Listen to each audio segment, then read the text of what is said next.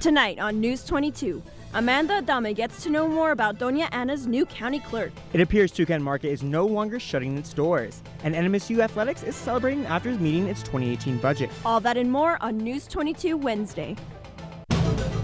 Serving southern New Mexico, this is the award-winning KRWG-TV News 22, where news matters. Good evening, everyone. I'm Andres Valle.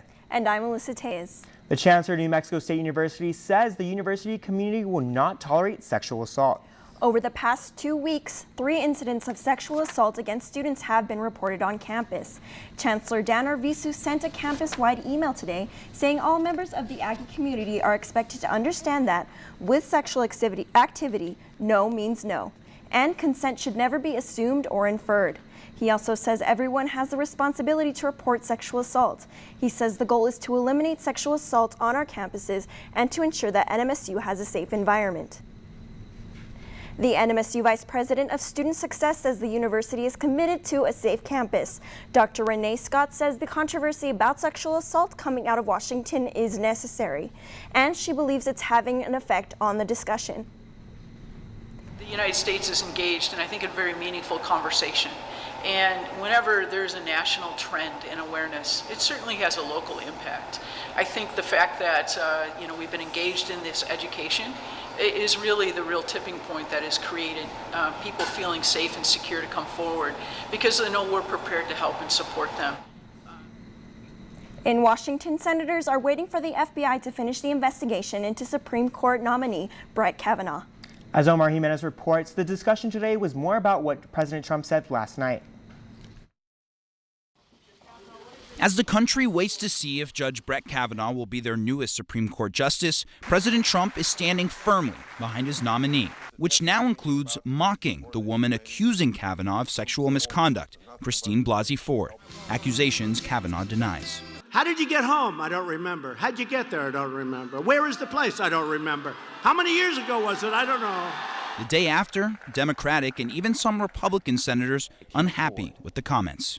I don't like what the president said last night. I'm the first person to say, I want to hear from Dr. Ford. I thought she was handled respectfully. I thought Kavanaugh was treated like crap. Yeah, well, boo yourself. Some senators expected to be key, even potentially deciding votes in Kavanaugh's confirmation. The president's comments were just plain wrong. Is it going to affect your vote, Senator? It's just right. I wish he hadn't have done it. Just to say it's kind of appalling. But Senator Jeff Flake adding the president's comments would not affect his vote. Wednesday, the White House defending those comments. Every single word, second by second, of his testimony has been picked apart. Yet if anybody says anything about the accusations that have been thrown against them, that's totally off limits and outrageous. This entire process has been a disgrace. Meanwhile, Senate Majority Leader Mitch McConnell is pushing to begin voting as soon as Friday. In Washington, I'm Omar Jimenez. New Mexico voters will have the option among 3 very diverse candidates for midterms this November. Incumbent Democrat Martin Heinrich is a former Albuquerque councilor running for his second 6-year term. His opponent, Republican Mick Rich, is a construction contractor who has worked on schools and churches around the state. The third candidate is Libertarian Gary Johnson. Johnson served as New Mexico governor from 1995 to 2002. He's pitching himself as a swing vote. Midterm elections are November 6th. And New Mexico voter registration has the biggest increase according to state records. 54% of those who registered to vote from March 2017 through August 2018 were residents who declined to state a party affiliation. That is more than newly registered Democrats and Republicans combined. Election day is November 6th and closes on October 9th. And we're only about 5 weeks away from one of the most anticipated general elections in years. While election security is on everyone's mind, Doña Ana County is going into the election with a new, untested county clerk who has no experience in the job. News 22 Amanda Adame reports on how the new clerk is getting ready. will work well with this office. Dr. Amanda Lopez-Askin started the clerk's job just last Monday. The county commission chose her after the previous clerk resigned amid scandal. She has a doctorate in educational leadership, but no training or experience in this job, a job with many responsibilities. Amanda and her office are in charge of many important things, from giving out birth certificates to death certificates, but their main priority right now is getting ready for November 6th. I know that I am capable of doing this. I feel absolutely confident and strong in my ability to lead this organization. She inherits an office in turmoil after the resignation of Scott Kraling. No one in the office wanted to talk about the scandal, and Askin says this is a bad time to take over, but says the staff is working through it. But they've met it with a lot of grace and a lot of hard work and dedication. She admits she doesn't have the technical knowledge she needs, but says her team does, and she's depending on them. Until she learns the ropes, she'll do what she can. But I can stuff envelopes, right? And I can fold things, and I can do postage. Her career up until now has been in education. This job is very different, but Askin says she's ready for a political career. I've done a lot of volunteer work, I've done all these things, but really because I really believe in the greater good. But first, she says the big challenge is the election. For News 22, I'm Amanda Adame. Now, it's been pretty warm for the first week of October. I'm wondering when we're going to finally cool down in those fall-like temperatures. Me too. Vicki is next with our first look at weather. Thanks, Alyssa. This is Victoria Valderrama taking a look at your conditions. Right now in Las Cruces, we have mostly clear skies with a temperature of 84 degrees. Winds are coming from the southwest at 10 miles per hour. Our humidity is at a low 28%. Dew point at 48 degrees and a barometer reads at 29.84 inches. Today in Las Cruces, we did have a high of 89 degrees. We woke up to a low of 62 degrees, so the average for today is 75 degrees. Traveling back in time, in 2000, we had an all-time high of 95 degrees.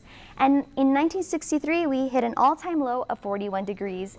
We had no rain today, so our yearly rainfall stays at 4.65 inches. That's all I have for you now. I'll be back with your national forecast. Back to Andres and Alyssa at the desk. Thank you, Vicki. For those who have been walking around the campus yesterday and today, may have seen a gray truck outside the Branson Library. Andrea Vasquez reports. A huge poster-sized portrait prints out the side of the truck.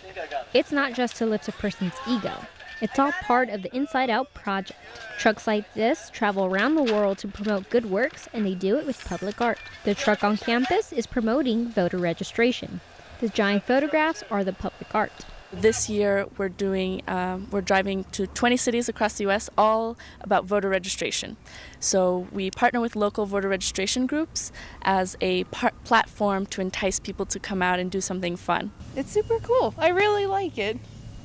I think it's a really awesome project to do. So it's very important that everyone has a voice, because that's the way that we interact with our democracy, and it's one of our only avenues to have our voices heard.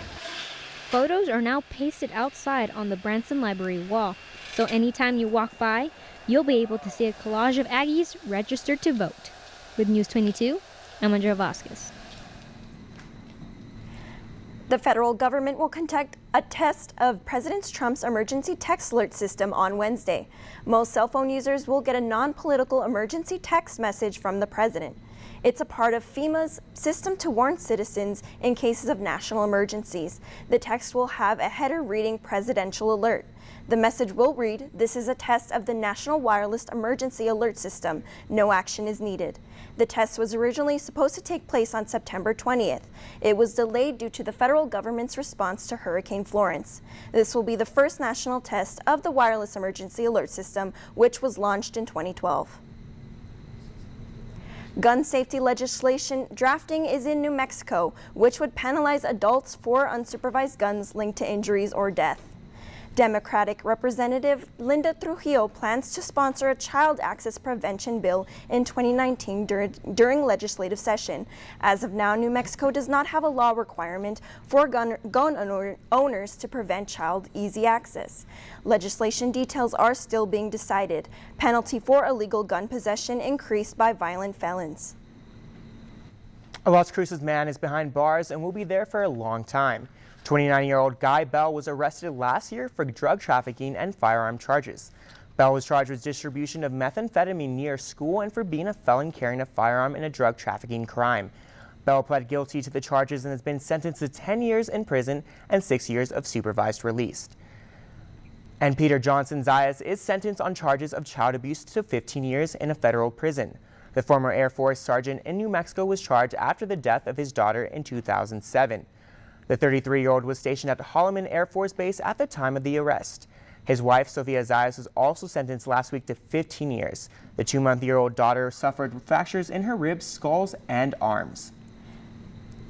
A tobacco shop is closed after its owner was suspected of selling synthetic cannabinoids. 34-year-old Eduardo Daniel Diaz is the owner of the One Stop Tobacco Shop on Valley Drive. Diaz was charged with 1 count of distribution of spice, also known as synthetic cannabinoids. Users of spice can become aggressive, violent, and threatening. Diaz is issued to appear in court. Anyone with information on the sale of or distribution of spice or any illegal substances is asked to call the police. Stay tuned. Vicky will be back with your national forecast.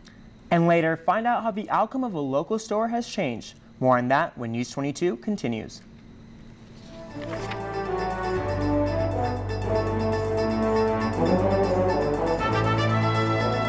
I want young adults to know that the world is a much bigger place than just the spot that they are occupying at this time. And PBS presents that in a very positive manner.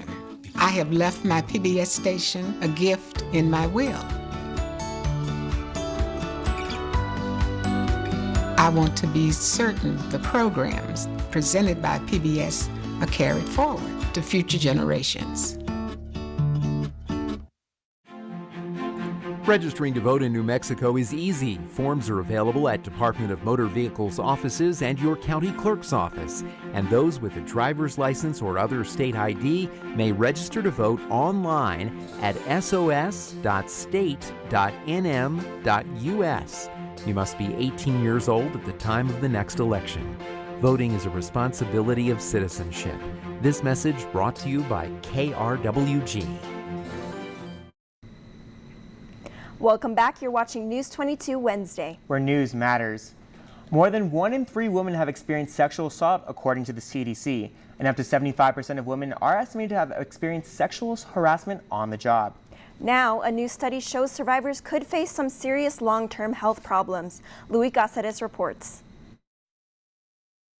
Anxiety, depression, insomnia, high blood pressure, just a few of the serious health consequences facing women who've survived sexual assault. According to a new study published in JAMA Internal Medicine, it evaluated more than 300 women between the ages of 40 and 60. Survivors of sexual assault were 3 times more likely to be depressed than women without a history of sexual trauma. They were also 2 times more likely to have high anxiety and sleep issues. Also, women who reported sexual harassment at work had higher blood pressure than women who didn't, putting them at a serious risk for stroke, aneurysms, kidney disease, and the #1 killer of women in the U.S., heart disease. The researchers say their study shows the critical need to reduce the rate of sexual assault to protect women's health. For today's Health Minute, I'm Luis Cáceres. The toucan market is still in business. Last month, the 14-year-old local market announced that they would be closing their doors come October. The owners released a statement saying due to the overwhelming response, they were able to get a loan from Pioneer Bank. The owners thanked the local bank for supporting Toucan, taking a chance on them twice. Toucan Market is located on University Avenue. We hear a lot about how Mexican migrant workers travel around the United States harvesting crops, but they also travel all over Mexico to do the same kind of work. Pulitzer Prize-winning photographer Don Bartlett was on the NMSU campus today talking to aspiring journalists. He has documented the hard work of Mexican workers. What they harvest ends up on our plates as well as plates throughout Mexico. He documented the workers in Baja California. As a result of his work, they went on strike for better conditions. Bartlett was sponsored by the And the demands of the farm workers were legitimate. They wanted a higher living wage. They wanted to be able to buy the gasoline. They wanted to be able to buy their own food that they were producing. They wanted to pay rent. And they can't make a living wage at $1 an hour. Bartlett was sponsored by the Department of Journalism and Media Studies. Now, I know Vicki told us there might be a chance of rain next week. I'm really looking forward to that. Hopefully we get lower temperatures. I want some cardigans. Vicki, tell us some more. So it seems Mother Nature has unleashed all forces on us once again, and now we have snow coming to the northwest part of the country. And as we can see here, this jet stream, well, that's going to be bringing a strong potential of snow beginning early next week. And for us here at home, well, we're staying right above that jet stream. And well, that means that we won't get any snow, but we will be expecting a lot of rain. So a little bit of a heads up if you have plans next week. Next, in my next map, we're going to be looking at why exactly that's going to be in the northwest. They'll be expecting cold temperatures and a lot of snow, while here at home and in the entire state of Texas, they'll be having rain and thunderstorms forecasted for next week. And in the southeast, they are luckily staying mild after Hurricane Florence, so that comes as a bit of a relief. But in my next map, looking at the entire country, in Phoenix, they're looking at a high of 90 degrees tomorrow, and in Texas, in El Paso, they'll also be having a high of 90 degrees. Further down south, they'll be having a high of 92. Hopping on over to Louisiana, they'll be at a high of 90. But looking at the north, they are staying a bit cooler in the mid-50s to low 40s, and that's something completely different to these other states shaded in red, because they'll be pretty warm throughout tomorrow. Now we're going to take a short break, but I'll be back with your New Mexico local temperatures. You're watching News 22 Wednesday.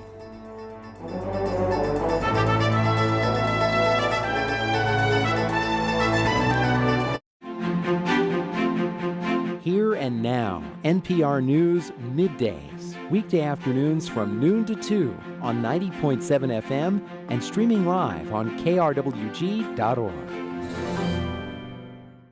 Celebrate Lifetime Achievement Awards in music. Neil Diamond. Tina Turner. Queen, and more, with the Recording Academy's Grammy Salute to music legends on Great Performances. Friday at 8 p.m. on KRWG-Public Media. Next time on A Chef's Life. These pears are better than they look. They are. Spray, man. What are you doing? Spray them. That's not something you see every day. I gave it everything that I had. To have it here is really powerful. Oh, that's great. That's bigger than life. I hope this is not a bad idea. Very expensive, bad idea. Saturday morning at 10:30 on KRWG Public Media. Welcome back. Now looking at temperatures across New Mexico. Right now, Farmington is at 71 degrees, Santa Fe at 69 degrees, Clovis at a warm 81 degrees, Ruidoso a little bit cooler at 68 degrees, Roswell at 88, Las Cruces right now we're at 84 degrees, and Deming at 83 degrees. Tomorrow across New Mexico, Farmington will be at 73 degrees, Gallup at 71 degrees, Clovis will be at 85 degrees, Roswell at a warm 91 degrees, here in Las Cruces will be at 90 degrees, and in Deming a high of 88. In our neighboring cities, Alamogordo tonight will have cloudy skies with a low of 63, and tomorrow a high of 88. In Truth or Consequences tonight, partly cloudy skies with a low of 59, and tomorrow a high of 90 degrees. In Silver City tonight, cloudy skies with a low of 53, and tomorrow a high of 79. And in the city of the Cruces tonight, we will have cloudy skies with a low of 62, and tomorrow a high of 90 degrees. That's all I have for your local temperatures, but don't go anywhere yet. Adrian will be back with all your sports action. Phoenix is cleaning up after one of the heaviest rainstorms in recent history. Kelly Garcia Moreno has today's Southwest Minute.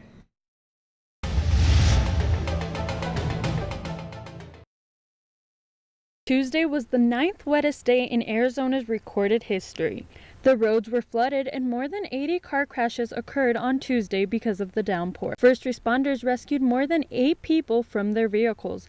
After Mexico's Baja California storm hit, the weather worsened for Arizona. On Tuesday, the Denver Zoo closed because of a security threat. The exact reason for the threat is unknown. There were no injuries and no harm was caused. The zoo has reopened, and a Los Angeles burglary ring has been broken up. 4 people are accused of breaking into celebrity homes, including LA Rams player Robert Woods, Dodger Yasiel Puig, and singer Rihanna. The suspects chose homes of victims by travel schedules, touring, and social media. The burglars planned more break-ins because officials found a list of celebrity addresses, including Matt Damon, LeBron James, and Viola Davis. I'm Kelly Garcia Moreno with today's Southwest Minute. The NMSU Athletics Department is reporting some numbers in the green for the past fiscal year. Overall, the school posted a $148,000 profit. Many of that profit stemmed from the Aggies-Arizona Bowl game. The university also reported athletic ticket sales were up 15%.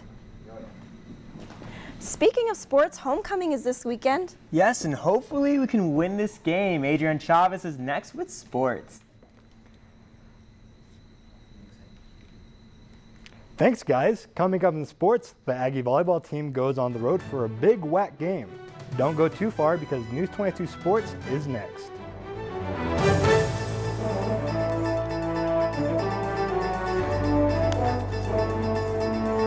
I'm Rick Steves. Join me in Germany's Saxony region.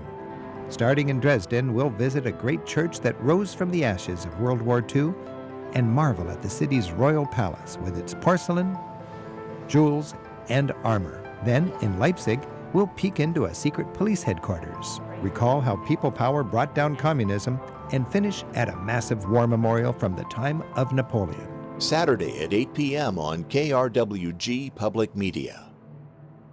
Imagine coming to this country when you're 5 years old. Next time on Latino Americans, post-war immigration explodes. American antagonism is growing. I learned very early on that I was a spick. But Latinos seize opportunity. We are here to participate. And break barriers. Rita Moreno and West Side Story. On the next Latino Americans. Sunday at 5 p.m. on KRWG-Public Media. This is KRWG-TV News 22 Sports.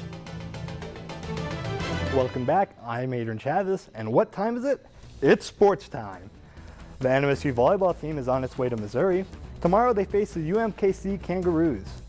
In their last game, the Roos beat California Baptist in three straight sets. Junior Alicia Harrington dominated the game with 18 kills. The Roos are 13-5 overall in the season and 4-0 in the WAC. The Aggies are 12-5 overall and 2-2 in the WAC. The NMSU volleyball team should still be celebrating as Megan Hart was named the Female Athlete of the Week. Last weekend, Hart led the volleyball team in kills and blocks during NMSU's dominating performance against GCU. The Male Aggie Athlete of the Week is Abel Kedema of the cross-country team. Kedema finished his 8K run in 25 minutes and 13 seconds and finished 38th overall. The Aggie swim team gears up for their season opener this weekend. The footage you're reviewing is from last season.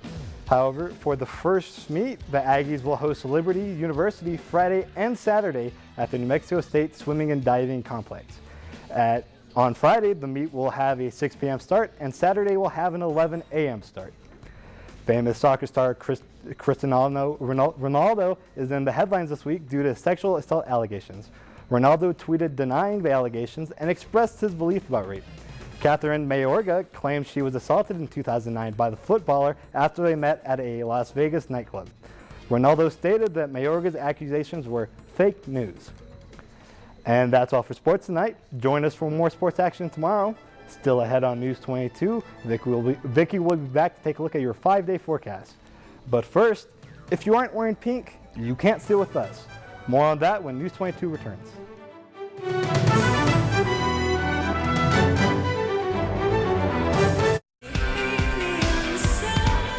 Coming up on Austin City Limits.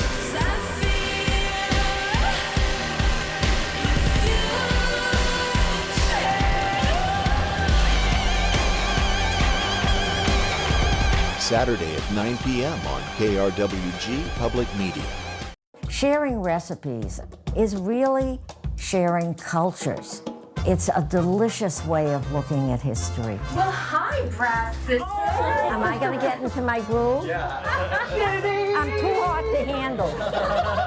Saturday morning at 9:30 on KRWG Public Media. Let's take a look at our top stories. The NMSU police and community is saying they will not tolerate sexual assaults on campus. This coming after 3 reported assaults on campus. We are almost a month away from midterm elections. What is on a lot of people's mind this year is voter security. And Toucan's reopening after nearly closing down almost a month ago. On Wednesdays, we wear pink, and obviously we didn't get that memo. And if you haven't been on any social media outlet, you would know that today is Mean Girls Day. The modern-day cult classic was released 14 years ago, and one of the most iconic lines from the film is when the main character, Katie, played by Lindsay Lohan, asked her love interest what day it is. He replied, October 3rd. Some more memorable lines are, on Wednesdays, we wear pink, and this Wednesday, on October 3rd, has been noted as Mean Girls Day all over social media. I definitely saw that all over Twitter. I've seen that movie countless times. It's a good movie. I don't care. Anyways, you say rain. I want to see it in the forecast. Well, we aren't going to be seeing rain in the next couple days. We are going to be staying pretty warm in the mid-80s. Sunday, we will have a high of 82, and it'll be windy. And Monday, that's when our rain chances will increase. We'll have a high of 76, so just have that umbrella handy. Ooh, that sounds like fall for here in the Southwest. Exactly. So cardigan weather then? Yes. Yeah, exactly. Great. And don't forget, you can catch all of today's aired stories and our past newscasts on our YouTube page at youtube.com/KRWG News 22. And follow us on Twitter, Instagram, and Snapchat for show updates and the latest on what News 22 team is up to. And that's all for News 22 Wednesday. Thank you everyone for joining us tonight. I'm Andres Valle. Tune in tomorrow night for tomorrow's news from across the Southwest. I'm Melissa Tejas. And I'm Victoria Valderrama. Good night.